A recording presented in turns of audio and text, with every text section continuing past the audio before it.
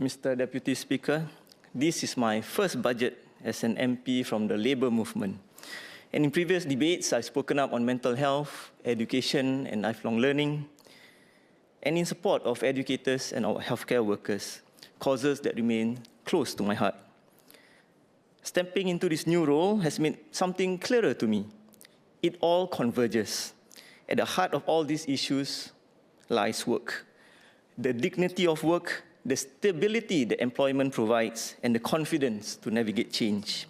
Whether as an educator or healthcare worker, adapting to new technologies, or mid-career worker confronting AI-driven transformation, transitions affect everyone. And so today, I wish to focus on how we can better support workers through transitions in the age of AI. Over the past months, through my engagements at NTUC, I've observed that transitions is not a one-size-fits-all. Different workers experience transitions differently. So let me briefly outline 4 groups. First, our youth. For young people entering the workforce, the transition is from education to employment. Many wonder whether the skills that they are learning today will still be relevant to them in the future. They are thinking about more than just their first job. They are thinking about independence, stability, and of course, building a future. They need clearer exposure to industry realities, earlier signals of growth sectors, stronger alignment between education and employment, and of course, meaningful mentorship. Second are mid-career workers. This group have financial commitments, housing loans, caregiving responsibilities, and children in school. So when industries transform, they not only ask, what should I learn? But also, do I have time to go and learn? Can I afford to make this move? I therefore thank the government for announcing increased support for aged care, preschool, childcare, and student care, and committing holistically to review the student care sector to better meet the caregiving needs of families with primary school-aged children. This would ease some of the burdens on our mid-career workers and help them juggle work, upskilling, and caregiving more effectively. The third group, our senior workers. Many have spent a large part of their lives working and take a great pride in their jobs, careers, and the knowledge they have built. They are living longer and healthier lives and would like more options to continue contributing, such as flexible work arrangements and part-time and even community-based work. For them, it's not just about the job redesign, but also ageism and social stigma and presumptions that they are less productive and slower to adapt. Our seniors want to feel accepted and valued in the workplace after a lifetime of contributing to Singapore's economic development. They have undergone many rounds of technological change, and they believe they can adapt and acquire AI skills. The fourth group are displaced workers. When retrenchment occurs, anxiety is immediate. It can paralyze decision-making. And in such moments, clarity and coordinated support matter greatly. Now, this group face different friction points, but whether young or senior, mid-career or displaced, their concerns converge around 3 pillars: clarity, early and trusted engagement, and confidence. So let me begin with the first pillar. Transitions require clarity. At last year's debate, I spoke about workers' uncertainty regarding the returns from upskilling. Many were willing to learn, but unsure whether courses would translate into real employment outcomes. So I am very encouraged that this year's budget strengthens the system-level alignment by merging Skills Future Singapore and Workforce Singapore. This structural reform improves coordination between training, career guidance, and most importantly, job matching. It begins to address the fragmentation that I raised previously. I met a mid-career worker who completed multiple courses over 3 years. She showed me her certificates proudly.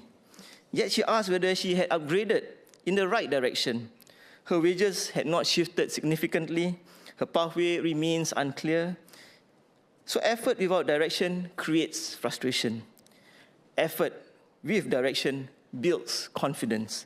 Clarity must mean that workers understand what skills are in demand, which sectors are growing, what roles can they realistically move into, and what progression looks over time. This is particularly important in the age of AI, where the change is faster and signals can be very much blurred. For our young people, clarity must begin even before they graduate. And this is why early career exposure and structured mentorship matters. Through platforms such as NTUC Youth, young members receive career guidance and industry exposure to help them navigate this first transition with greater confidence. Clarity must also translate into action at the company level. Transformation is ultimately about process redesign, tool redesign, and of course, job redesign. I therefore call on more businesses to take a worker-centered perspective when implementing transformation. NTUC's Company Training Committee grant supports companies in doing precisely this by funding structured transformation initiatives that directly translate into better worker outcomes. When workers see how their roles are redesigned rather than removed, clarity becomes tangible. Clarity turns the transition from something feared into something navigable. Sir, second, transitions require early and trusted engagement. No worker should have to navigate transitions alone. Recently, I was involved in a retrenchment exercise. It gave me a deeper appreciation of how important early engagement is. Not just a concept, but as a lived, practical mechanism of support. When union leaders were engaged early, even before formal announcements, preparations could begin quietly. Career advisory support was coordinated.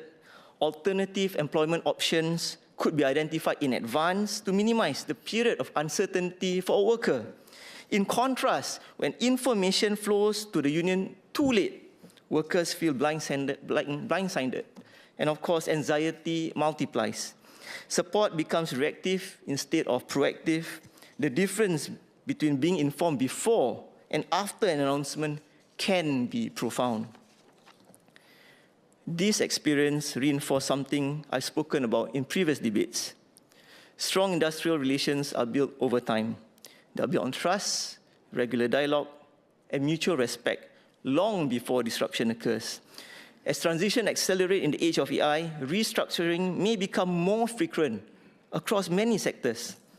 The strength of our system will depend not only on economic agility, but on relational trust.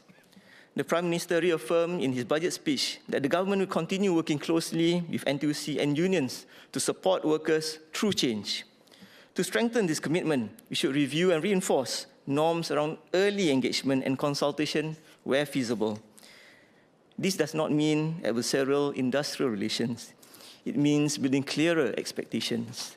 It means earlier dialogue, greater transparency, shared responsibility in transition planning. Other jurisdictions have formalized advance notice mechanisms.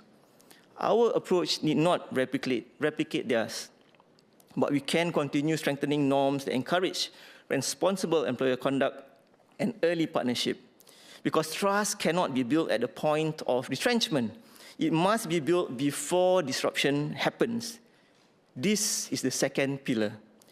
Transitions require early and trusted engagement. Sir, third, transitions require confidence. This confidence comes from two sources: external assurance of clear pathways from education and training from work, and internal resilience. So I thank the Prime Minister for acknowledging that anxieties surrounding AI are real. What I have observed is that this anxiety often stems from resistance, not from the resistance to change, but from the uncertainty about identity and value. Workers ask themselves, am I still relevant? Do my skills matter?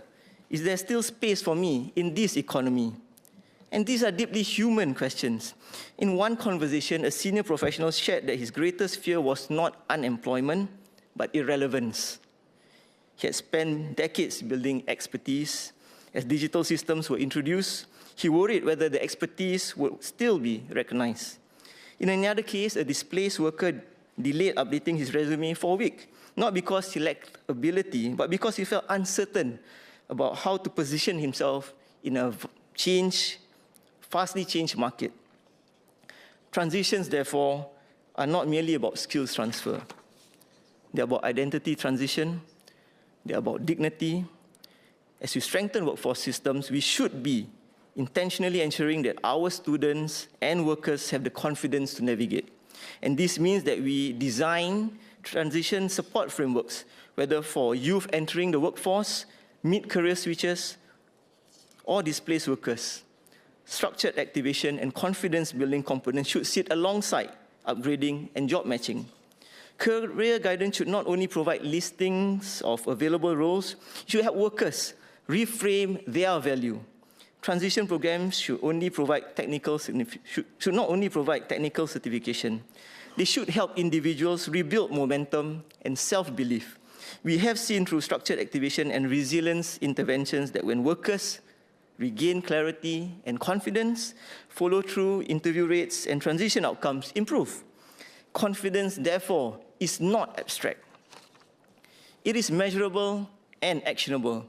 I therefore suggest that confidence building and structured activation support be intentionally embedded within our transition frameworks, alongside skills upgrading and job matching. This could help integrate structured coaching and activation components into career conversion programs and transition support services so that workers receive not only technical training, but guided momentum towards re-employment. If we deliberately embed confidence building into transition support, we strengthen not only our individual workers, but also the resilience of our workforce as a whole. Resilience determines whether change feels like an opportunity or a threat that gives individuals the confidence to take decisive steps to embrace the future of work. And this is the third pillar. Transitions require confidence. Sir, I will now speak in Malay. Tuan, dalam ucapan saya tadi, saya telah menyentuh tentang peralihan pekerjaan dan kesan AI terhadap tenaga kerja kita. Izinkan saya kini memberi tumpuan secara khusus kepada peranan fokus area keempat atau FA4 di bawah M Kuasa 3 dalam bidang pekerjaan dan daya kerja. FA4 akan memastikan masyarakat Melayu Islam bersedia dan berdaya saing dalam ekonomi yang sedang berubah. Dalam bulan Ramadan dan dengan Hari Raya yang bakal menjelang, saya tahu ramai penduduk di kawasan saya menjalankan perniagaan dari rumah, menjual kuih muih, pakaian dan pelbagai produk secara dalam talian. AI juga boleh dimanfaatkan oleh mereka.